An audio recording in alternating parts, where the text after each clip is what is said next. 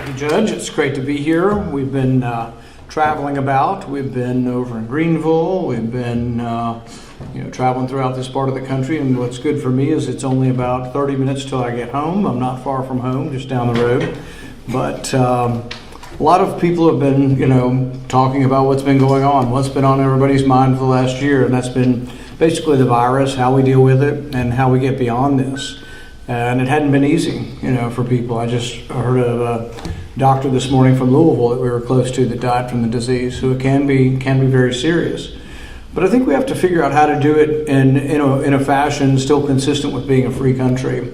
And that means we won't all agree on what we want to do. We won't all agree about how we're going to treat it or how we're going to prevent it. But in a free society, we make those decisions individually. Someone doesn't tell us what to do. We make our decision.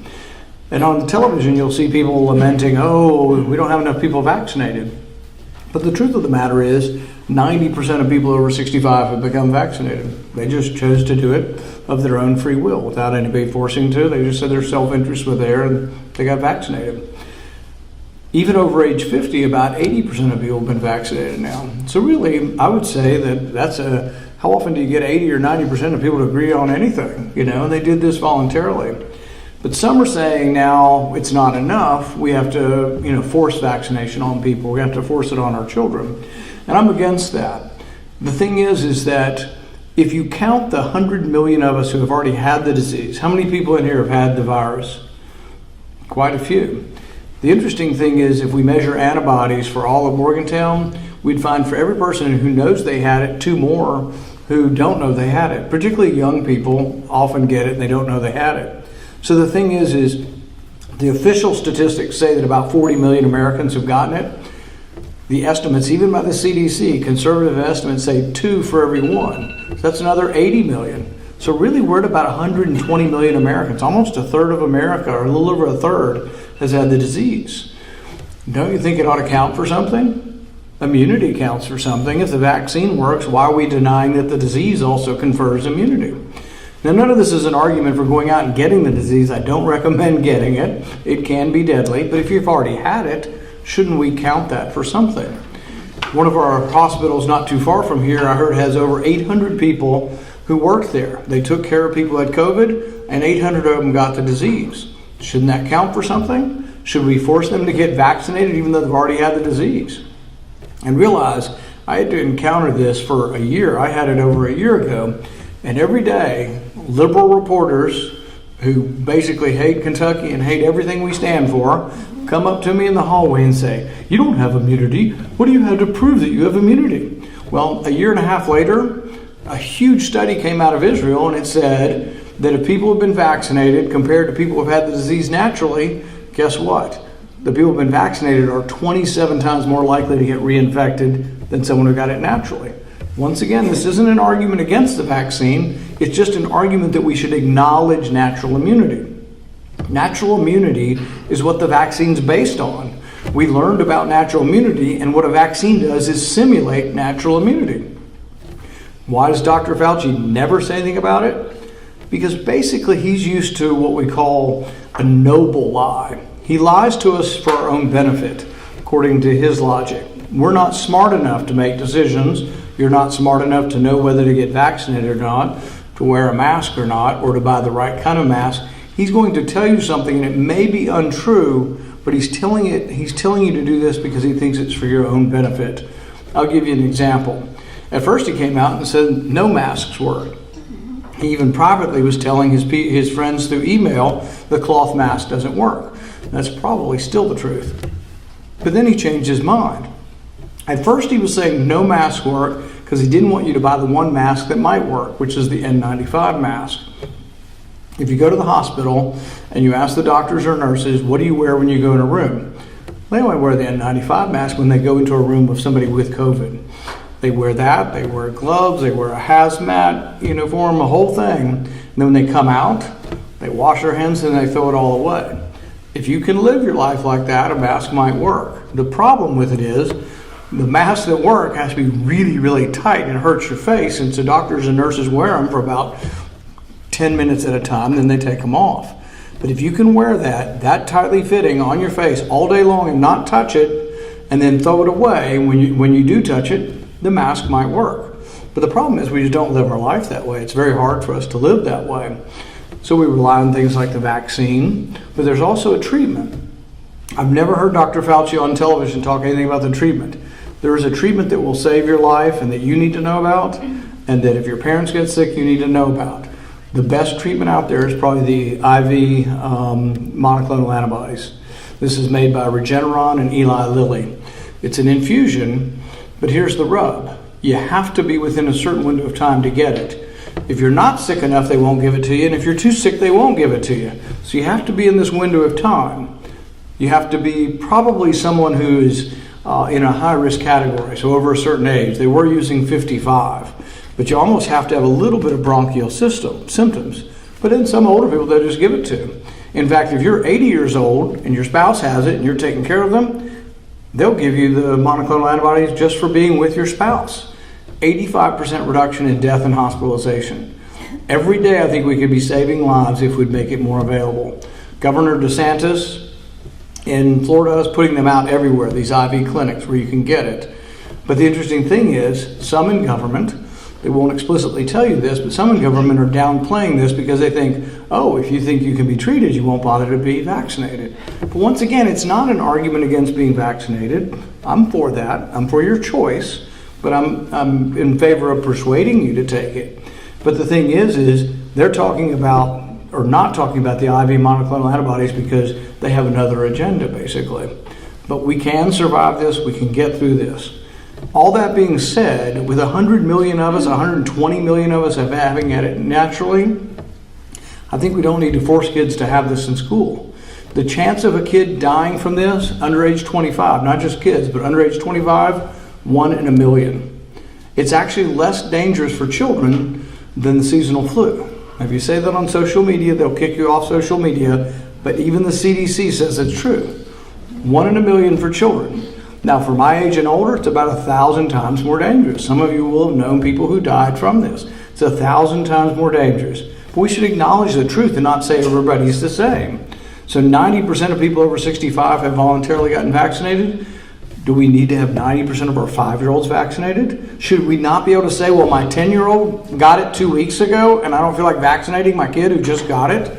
Even the CDC says you shouldn't do that. But have you heard any of the employer mandates say, oh, well, you can wait to take the vaccine? They're just not acknowledging the disease at all. And there may be, this isn't certain, but there may be extra side effects if you've already had the disease and being vaccinated, particularly quickly. Even the CDC says that. But not to acknowledge it at all is to not acknowledge the science. And there are lawsuits going on this. There's a professor at George Mason. He had COVID. He has a doctor's note. He has antibodies and doctor's note saying they don't think he needs to be vaccinated. They put him up for termination. And it was going to go to court, and then the university actually compromised on him. But I think you ought to be at least halfway reasonable for people who've already had it, for goodness sakes. But for kids, I don't understand why we're forcing them to wear a mask and why we'd force them to be vaccinated. It makes no sense at all. They have more chance of dying from being struck by lightning. So what we should do is, if we're going to make them wear masks, we should also make them carry a lightning rod, and the lightning rod should be put in the ground 6 feet away from where they are when they're at recess, so if the lightning comes down, it'll hit the rod instead of them. This is, the disease may recur. So far it looks like it's going to be with us and change. If it comes every year, are the kids that are now kids going to have to wear masks for the rest of their time as a child? So I think we need to be a little more realistic with this. But one way of doing it that's consistent with our values is to let people make their decisions. If you are very worried about it and your kid is sickly or you're sickly and you're worried about it, wear a mask. Now, I'm not making fun of anybody for wearing a mask, but it ought to be your choice. Vaccination ought to be your choice. People say, oh, I'm vaccinated, but he's endangering me because he's not. No, he isn't. If you're vaccinated, you've got about as much protection as you can. Be aware of it. You still can get sick, but be aware of it. It's your responsibility. You're not responsible for every other individual for what they choose to do with their medical care. The treatment and the response to this by government has caused a lot of other problems. The lockdown, the prevention of hotels being opened, of restaurants being open has been devastating. We've had thousands and thousands of bankruptcies, worse in states that had worse lockdowns. But if you look at the mandates and you say, well, we needed to take care of public health, that's what our governor would say. We had to take care of public health, so we had to shut down the restaurants. There's no evidence that those mandates changed the incidence of the disease. So in January of this year, when we had 300,000 people a day with the disease, we had more mandates than we never have. If anything, the more mandates, the more disease we got. Now, I'm not saying the mandates cause the disease, but if they were working, the more mandates you'd get, the less disease you would get. When the disease finally plummeted was when the vaccine came out. So for the first several months of the vaccine, there was evidence that we had a dramatic reduction in numbers. The reason it's not so good now is the new variant is escaping the vaccine. Once again, not an argument against the vaccine, it just is a fact of life. So we have to be prepared if we do get it, what kind of treatment.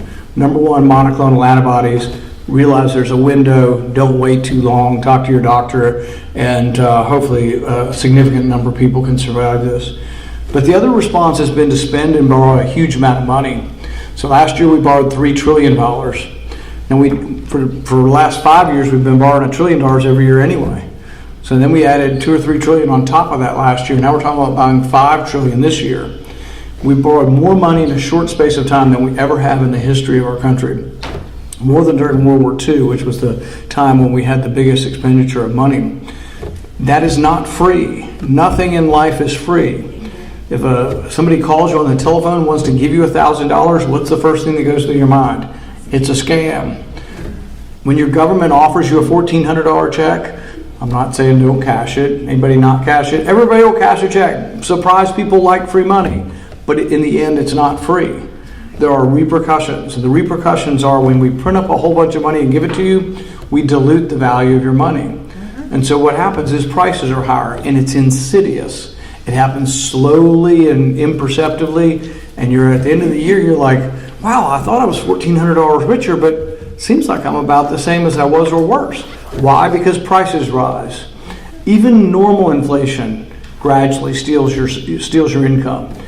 Over the last 10 years, before all the COVID spending, we had 1.7% inflation a year. And you're like, well, that sounds good. The Fed says under 2% is really good.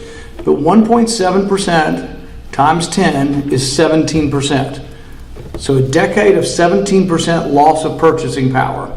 If you were retired on a fixed income and your income didn't go up at all, you lost 17% of your income.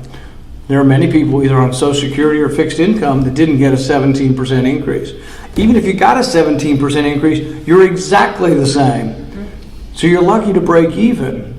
But this is what we get when it's something for nothing. The government offers you free, but really you want to pay for it by higher prices at the pump and at the grocery store and for the things you want. There is no free lunch. There is nothing in life that is really free. We instinctively know this. We know we don't get anything without working hard. You don't get anywhere without working hard. And yet that is the allure of something for nothing. So what's going on in Washington? So when I go back in a couple weeks, there's going to be a $3.5 trillion bill waiting there. It's going to be free child care, free this, free that. Right now we're paying people $32,000 a year in Kentucky not to work. So if you're a husband and wife and you each get $32,000, you're at $64,000. The child tax credit is refundable. If you have 2 kids and a husband and wife unemployed, $64,000 plus another $15,000 for the child tax credit. Now you're at about $80,000. Earned income tax credit, you're about $85,000. So if you work the system, you can get $85,000 a year for being unemployed. That means there's a lot of jobs that are going to go unfilled if you make less than that. Now some people are still working just because they have the pride of it. But why would you work if you make $30,000 a year? If you can get $32,000 for not working and then do a little cash on the side. That's what's going on. But as a consequence, you go to a restaurant and the sign will say, sorry, we're so slow today. We only had 2 people show up. But these are the things we have to think through. And in Washington, I call this syndrome the big heart, small brain syndrome. They want to help people, and they're maybe even sincere in wanting to help people. But the problem is by making unemployment too high, they've discouraged work. And the longer people are out of work, the less likely they are to go back to work. A couple years ago, we did this with unemployment. We had 26 weeks of unemployment. We extended it to 99 weeks, almost 2 years. But what we found was, without fail, if you go in, let's say your 99 weeks is coming up and you got to go back to work. You've been out of work 99 weeks and there's another person that shows up that's been out of work 5 weeks. Who do you think the employer hires? Every time. The one that's been out of work last time. Why? They start to wonder something about your work ethic if you haven't been working 99 weeks. You forget your skills, you lose your skills, but employers think that you don't have work ethic. And they're always, if they have a choice, going to hire somebody that's been out of work less time. And so what happens is you think you were helping people. The intention was to help people that are unemployed. You feel sorry, you want to help them. So you either make the wage too high or the period too long, and in the end, you've made them permanently unemployable, permanently unemployed. And this matters not only for an economy, it matters for something even more important, your self-esteem. We get our self-esteem from work. I don't care whether you clean the carpets or you own the building. You get your self-esteem from work. If you don't work, it's hard to get self-esteem in any other way. They can give you a prize, they can give you a trophy and say you ran fast even though you didn't, but you got to earn it somehow in life. And people have to realize, and I think most of us do, you don't have to be the owner of the Titans. You don't have to be the owner of a big business. You get your self-esteem through work. But if we discount that and we have a permanent class, not just a small number that can't work, which we understand, but we get a larger and larger class of people who don't work, we ultimately, it's the phenomenon of having too many people in the wagon and too few people pulling the wagon. That's a problem we end up facing. We have to remember what made our country great. What made our country great was that we acknowledged that our rights come from God, that our rights, the reason for government, that government was instituted among men to protect those rights, and that we're not supposed to have a government that coddled us from cradle to grave. It's a government that protects us from others. We can't be fooling around with ridiculous notions like defunding the police. You know, we have to believe that there is a government, but the government is there for a few basic purposes: to keep us safe, to keep people from harming each other. But we can't have a government that just gives everything to everyone because there isn't enough money for it. My wife and I wrote a book a couple years ago called The Case Against Socialism. And people are like, well, doesn't everybody know how terrible socialism is? Well, you would think. But the kids these days either aren't being taught it or don't get it. You know, who's Stalin? I don't think they remember. Who's Hitler? Who's Mao? Here's how bad it is. Mao, 45 million people were starved under Mao because of government policy. The head of Black Lives Matter, she just bought her $4 million home. Apparently, she's worried about the riffraff, so while she doesn't want a wall on the southern border, she's building a wall around her $4 million home. But she was doing an interview on the internet. A young woman comes up, and they're just giggling and laughing, and the young woman says, "Oh, your book, I loved your book. Your book reminds me so much of Mao's Little Red Book." Mao printed up billions of them. This little red book talking about his socialism, the plan that killed 45 million people. You had to carry them or you were beaten if you couldn't show you had your little red book when you walked around in China. Well, they're giggling over how great it is to be compared to Mao. And it's like, if you were giggling over your enthusiasm for Mao, you're either evil or ignorant of history. You know, you're one or the other. There really isn't a choice. But our generation of young people need to know that socialism's not benign. They're trying it in Venezuela right now. They've destroyed the currency. Venezuela has more oil underground than Saudi Arabia, but they're destroying the country, destroying the currency. In our book, we tell the story of a 16-year-old girl who's in a gang, and their territory they're guarding is 4 dumpsters outside of restaurants to get scraps of food. They're eating their pets in Venezuela. Socialism doesn't work. We've got to figure that out. And people say, oh, but what about greed in America? Well, guess what? Capitalism and self-interest in America has allowed the poorest among us to be richer than the middle class in almost every country around the world. You've been to Afghanistan. The average income in Afghanistan is about $800 a year. Very few people have cars. I mean, you want to, people, I forget who it was, somebody was watching this chaos and thinking about the Taliban taking over, and they were like, yeah, we're always talking about oppression in our country. Go see what they're going to get to live under in Afghanistan. The exit from there, we were talking about, it rivals incompetence. I mean, you almost think that you couldn't intentionally be more incompetent than that. How could we leave and leave so many people stranded and leave the air base before we had left. The 13 soldiers that died might have had a chance at Bagram Air Force Base. Were you at Bagram ever? The air base probably is protected by concrete, and has chances to survive a bomb. You can see people coming for 10 miles away, and yet we're at a commercial Air Force base with just hundreds and hundreds of people everywhere, unable to tell who's friend and who's foe. But what a disaster. You would think still on the way out, if they took all of our stuff at Bagram, you'd blow it all up on the way out. We have the capability of doing it. We could have blown up all the planes and helicopters. But I don't think the lesson is that we should have stayed longer. I think the lesson is maybe that we stayed too long, that we shouldn't stay forever, that we're not very good at creating nations, that, we built them, hundreds of billions of dollars of highway, and then the Taliban would take them over and charge tolls on the highway we built. Some of the people we dealt with over there were good people, but some of them were drug dealers also. And some of the people actually chose the Taliban over the drug dealers. So the bottom line is it never really was much of a country. They didn't fight a day. They didn't fire one shot to defend their capital. Their president left on a helicopter. But it is insulting to see them with 300,000 small arms, dozens of our planes, dozens of our helicopters, thousands of Humvees and armored personnel carriers. It's just really disappointing and disgusting to see it. The bottom line is the Constitution has a rule for us. The Constitution says you go to war infrequently, when you have to, when you're attacked. When you go to war, you try to go united. Congress votes on it. We declare war. We were pretty united after 9/11. Just about everybody voted to go to Afghanistan after 9/11. But the proclamation was very specific. It says we'll go after those who attacked us and those who aided or harbored them. But then we took that proclamation from 9/11 and we're in Mali, we're in Somalia, we're in Eritrea, we're in 42 different countries, all based on something that says we're supposed to go after the people who attacked us on 9/11. We had 4 soldiers die in Mali a couple years ago. It's like, Mali, where's Mali, and who the heck voted to send these kids to Mali?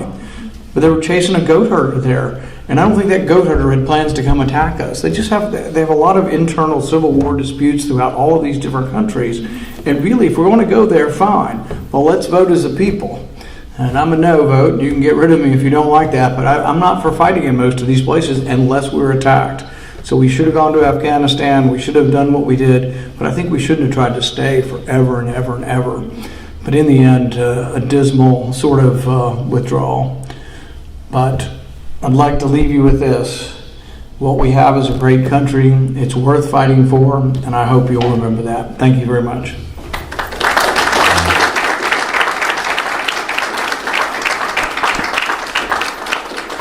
And I'd be happy to take a few questions. Yes? When do you think that infrastructure deal might pass? Basically Nancy Pelosi has said it's 2 or none. She wants both bills, and so she's playing a gambit right now to try to make sure that the bigger package passes also. On the Democrat side in the Senate, Manchin and Sinema are saying they don't want the bigger package to be as big. I predict that one passes also, but maybe not quite as big. So I think Manchin and Sinema pare it down a little bit, and then it passes both sides. The infrastructure's passed the Senate. I think it will pass the House ultimately and becomes law. There's about $1.2 trillion in that, and a significant portion of that is infrastructure. The second bill is stuff they're calling infrastructure, but really has nothing to do with free child care. You may want something free, but it's not infrastructure. What else do they have in there? Free community college, things like that. But it's not free. It's going to appear to be free. But I think the original one you're talking about is going to pass, I think probably by the end of September. Yes? Senator, excuse me, we have several farmers in the room, and the estate tax exemption and that getting jockeyed with, and the loss of stepped-up basis is a big issue for all of our small farms and large farms and all in agriculture. If you'd comment on that.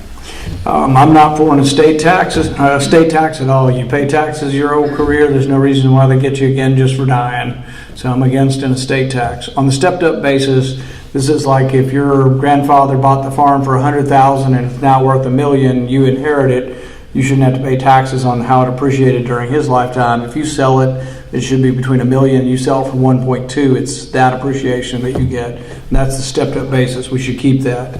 The Biden administration has proposed that we get rid of that and increase the estate tax and the capital gains tax and the corporate tax. They're going to increase a lot of taxes. Some of it's going to pass. Whether or not the stepped-up basis, the loss of the stepped-up basis is going to pass is an open question. It's mostly dependent on Manchin and Sinema. None of us on our side are going to vote for any of it. So I'm a no vote on any of that. So those two Democrats, they need to have every Democrat plus the vice president. That's the question. If you're associated with the Farm Bureau or any kind of group, I say write letters and try to get the Farm Bureau in West Virginia and in Arizona to send letters. But I'd also send letters from you. You don't have to send them to me. I'm already on your side. But send letters to Manchin. He needs 10,000 letters from farmers on the stepped-up basis. And really, the Farm Bureau nationally should have this as a goal. You should be sending thousands and thousands and thousands. Nobody reads them all, but somebody reads them and catalogs them. So I'll get a report every day. If I get 200 letters on one side of an issue, I know it. So I think that's the best thing I can tell you to try to avoid it, is send letters to Sinema, Manchin, and make sure you're talking to the Farm Bureau there, that everybody's writing them. But it's not just farms. There are a lot of small businesses that pass down in families.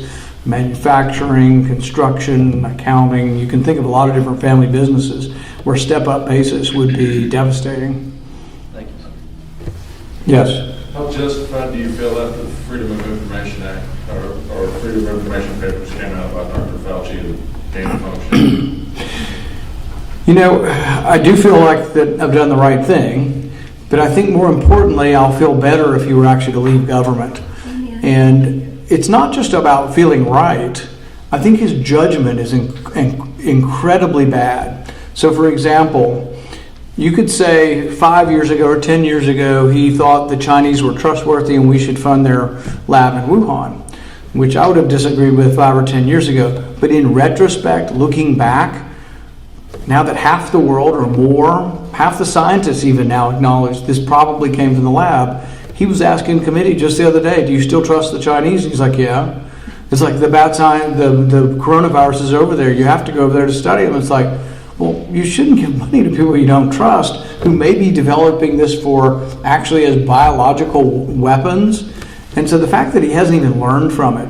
But it gets even worse than this. People have looked into his statements. In 2012, he said this, and this is pretty close to a direct quote. He said that if a scientist should become infected in a lab and it starts a pandemic, it would still be worth it.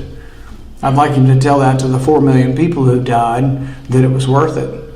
You know, if this came from a lab and we funded the lab, my goodness. But you'll notice they always run circles.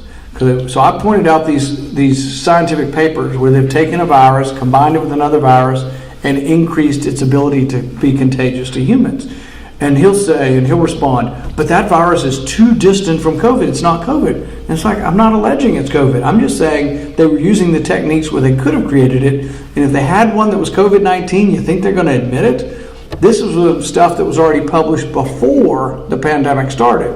If they were experimenting with the actual COVID-19 or something close to it, there's no way any of those records exist anymore. They're not going to admit it. But the fact that they were doing this type of research and that we were helping them do the research and teaching them how to recombine these viruses. But also, this isn't just China bashing. I don't think we should do this research in our country. We do it in North Carolina and Georgia. Same kind of very, very dangerous research. And I don't think we should be. And I'm a pro-science person. Look, I come from a scientific background. But we should not be making viruses that don't exist in nature and then experimenting with them in the lab. It's a huge mistake. Maybe one or two more? Where are we at on WOTUS? On what? WOTUS? WOTUS, the waters of the U.S. We thought it was dead. We tried to kill it under Trump, and it's back. Basically, tell them I'm not here. Or maybe that's my time's up, right? Waters of the U.S. was basically this crazy idea that if we can somehow imagine that water on your farm is connected to a river, connected to a lake or the ocean, somehow that you are federal property now and the federal government can regulate you. Now, this isn't about dumping benzene in your water. You're not allowed to do that, whether it's a local rule or federal rule. But it's about crazy regulatory overreach. There were actually people regulating and saying that if a geese landed on a pond, on a cattle pond on your farm, that geese was once on the Great Lakes, and now you're part of the Great Lakes, and we're going to regulate you the same as the Great Lakes. That's the kind of craziness. So it started under President Obama. President Trump reversed it, but all by executive order. So now Biden's going to reverse it. We're going to get it back. Will we immediately see the effects of it? Depends on how aggressively they try to enforce it. But this is an overall sort of philosophical fight. It's not just about this. It's about whether or not you'd rather be controlled, by people in Butler County, by a judge executive that you can call on the phone, or do you want to be controlled by distant bureaucrats who don't know anything about farming, don't care anything about you or your family. And that's why it's always better to be closer, because, like I say, nobody wants dirty water. But if you live here, don't you think you and all your neighbors care about your water? You care about your water, so you're not going to do things, and if you are, you'll get in trouble. But we care about it as much or more than somebody who doesn't live here. And so I don't understand why we ever gave up all this control to the federal government. The thing about the federal government, too, is if you get people in charge of regulating, they say you have to have a certain many parts per billion in your water of something. Well, the thing is that they're not seeing the other side of how many people work for you, how much income you bring into the community, and what you do for the community. There's a balance. And there's never sort of a zero admission. Is there going to be a time, let's say we don't like fertilizer in the stream. Maybe there's too much. Maybe I don't know what the exact number is, but we figure that out. But if we don't have fertilizer, we also don't have food. So there's always this trade-off back and forth, but reasonable people would get together, your magistrates, that's where the rules ought to be. At the worst, at the state level, but instead we've farmed it out, so to speak, to the federal level, but they have no consideration for jobs. See, it should be a balancing act between jobs and the environment, and there'd be certain things we just wouldn't let. Dumping benzene in a stream, chemicals like that, we wouldn't do. But a lot of the other things, there really has to be a give and take and a debate over what is too much and what is too little and what the rules should be.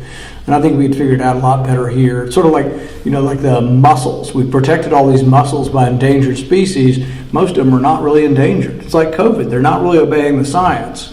The pocketbook mussel, 17 years ago, they put on the list. They looked in 7 places and said, we can't find it in a couple of these places. Since then, they've looked in 20 other places. Everywhere they look, they find the damn thing. So there are mussels everywhere, and it really shouldn't be on the endangered list. So I have a bill on waters of the U.S. to fix that, to define it is that a navigable stream is something that you can float something down. So a ditch on your property, or when it rains and there's water in a ditch, is not a navigable stream. Neither is a cattle pond. All of these things should not allow them to regulate your property. There's 300 different plants that they can determine that are a wetland. Turning over leaves that are black on the bottom is a possible determinant that your land is a wetland by finding leaves that are black on the bottom. That's crazy. With the mussels, I have a bill to say the Endangered Species Act should be statewide, and it should be under the purview of the governor and the state legislature. We'd have a better chance of having being able to shoot some black vultures if we have to. One more. Yes. What about the banks having to report to the IRS your outflow and inflow of your accounts if it's over $600, I think it was? Yeah, that's an invasion of privacy we shouldn't let stand. It's based on a false notion that most of us are not paying our taxes. I think the notion is the opposite. Most of us don't have much choice. I mean, if you're employed by somebody, what are the chances that you're not paying your taxes? Very little. Almost all of it's taken out of your check to begin with. But looking at everybody's account is an amazing and incredible intrusion into your privacy. And most of the time it doesn't work. They want to spend $10 billion to hire new IRS agents and to look in everybody's account. And they claim they'll get $50 billion more. But do we want to live in a world where they squeeze you to squeeze another penny out? Or would you rather live in a world where the taxes are reasonable and most people comply because they're reasonable? There are some arguments that when taxes are more reasonable, less complex, more people actually do comply. And so I think the vast majority of people comply. I'll bet you 90% of it, I get a check like anybody else. All my taxes are taken out of the check. There's very little I can do to alter my tax bill. Now, if you're in business, it's a little easier to, but most people end up paying taxes. So when they estimate they'll get $50 billion, they're going to spend $10 billion and they're going to they won't bring in what they estimate. Even the CBO said they won't. Let's hope we can defeat that. that's going to be part of this package. Whether we defeat it or not will happen in the next couple weeks. Yes? With all these cities and states trying to pass vaccine mandates, what's the recourse for somebody that has a reaction to the vaccine? There's not any path now for a person to use. It's going to be difficult. The Supreme Court hasn't been very good on the issue. The last ruling was in 1905, and in 1905 they ruled that a guy that had already had the smallpox vaccine that didn't want to get it again because he had a bad reaction, they told him, we don't care, and you got to get it anyway. Now his was a fine. And here's the interesting thing, and I read this today. One of the cases comes from the Massachusetts Supreme Court. It's an old decision. They actually said that you can't be forced to get it. You can be fined. They may be able to take away your access to something, and that's what I think they'll try to do. But they actually can't force you. But there were actually times, particularly poor minorities, were forcibly vaccinated, were held down and vaccinated. But for the most part, the court has not ruled on forcible vaccination. They've approved fines. And even those have said there can be reasonable arguments. I think the strongest argument, I'm for you make your decisions. I'm for a complete freedom on it. I'm not against the vaccine, but I'm for complete freedom on it. But I think even stronger would be the argument, I already had it. So I think the cases that we ought to press forward with to see if we can get some limitations on their power are, I've got antibodies, tell me why I have to get it. Because there's now studies, like I say, showing that antibodies may be from natural infection may be as good or better than the vaccine. In fact, I think the people with the natural infection are not the vaccine won't escape the natural infection as much as it's escaping the vaccine. And the one reason is when you're infected, you get immunity to a broad range of different proteins on the surface. When you're vaccinated to one specific protein. So if it escapes that protein, then you just don't have as much defense. Once again, not an argument against vaccines, but an argument that we should acknowledge it. But it's really unfair. These people who work in the hospital that have already been infected, they risked their life to take care of people with COVID. They got COVID, they survived it, and now we're going to tell them, we don't care that you already have immunity, just take the vaccine. Is that going to become a piece of federal legislation on either side? I'm not sure how much. I think a lot of it, we're getting already. It's coming from employers. And it's going to happen. It's already happening. I don't know that it requires federal legislation. I don't know if the Supreme Court would uphold it as some sort of broad mandate for everybody. But they get us every which way. I mean, it's like, travel, school. We already force kids to take like 40 some odd vaccines. And once again, I'm not against the vaccines, but when I gave my kids all the vaccines, but when they were little, it's like they're newborns in the hospital and they want to give them hepatitis B. And it's like, well, you can get that through sex or IV drugs. I think my newborn's safe for a while, And it's like, I don't know. The thing is, it shouldn't be my choice whether I do it or when I do it. We finally did it because we're like everybody else. You got to go to school. But what are they going to stop? I mean, what if there's 200 vaccines? That my kid going to get all 200 vaccines? Is there any problem between the vaccines? Is there any problem if my child's already had the disease getting the vaccine? So we should be studying these things. Are there more complications if you've already had the disease and then you get the vaccine? Even the CDC recommends don't get the vaccine for 3 months. I don't know. But I do worry about all this, but the only way it would ever stop is if a number of people resist. There are people resisting some of these mandates, but the courts are ruling they have the right to fire you. The other thing is hospitals have required for a long time certain vaccines. Like hepatitis B, I am vaccinated for it because they felt like a surgeon could transmit it to somebody. So I've been vaccinated for that. In the military, you're vaccinated for anthrax, hepatitis B, you name it. You've got to probably had a bunch of them. So I don't think anybody's going to win those cases in the military. Although the one argument you could have is I've already had it. That case you might win based on the science. I don't think you'll win the argument of, I should have the freedom not to. So people who are lucky to work for themselves won't have to submit, but those who work for others, I think will be more and more. Not based on science, based on fear. And so we already have. I mean, there are people that are bitterly, this is how sad a world we live in. The left glorified when a radio broadcaster down in Nashville died from COVID because he didn't get vaccinated. They glorified in that, so they basically deserved it. There are people on the left who wouldn't even treat people. They just say, "Oh, you chose not to be vaccinated. You're not a human." I mean, I wouldn't wish that on my worst enemy. And the thing is people who've gotten vaccinated are going to get sick and die too. They are. But the thing is I don't wish them ill will. I mean, we should try to treat everybody. But it's a sad world when people are rejoicing in someone's death. Is anybody going to be held accountable for the 13 that we lost? I mean, shouldn't really a committee be put together? It's sorry. The problem with the committees is they control all the committees. They control all the committees in the Senate and the House, so they won't let us have hearings. Now, I will have Blinken in my hearing. The Secretary of State will be in my hearing next week, and I will ask him questions about this. That's probably as good as we're going to get, but they're pros at not answering the question. Realistically, if something this bad happened and I were in charge, I would fire whoever was in charge of the withdrawal. Either that's Milley or Austin. It's probably more likely Milley. But Milley seems to be interested in a lot of things other than military strategy right now. I think he's a bit gone adrift in worrying about other things other than the military. But yeah, I think Milley ought to go for that.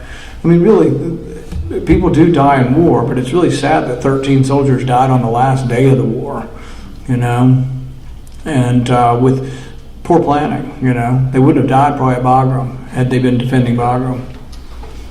Maybe one more. Do you know, or can you speak to the Americans that are still in Afghanistan? I've heard that the Taliban is blocking flights out at this time.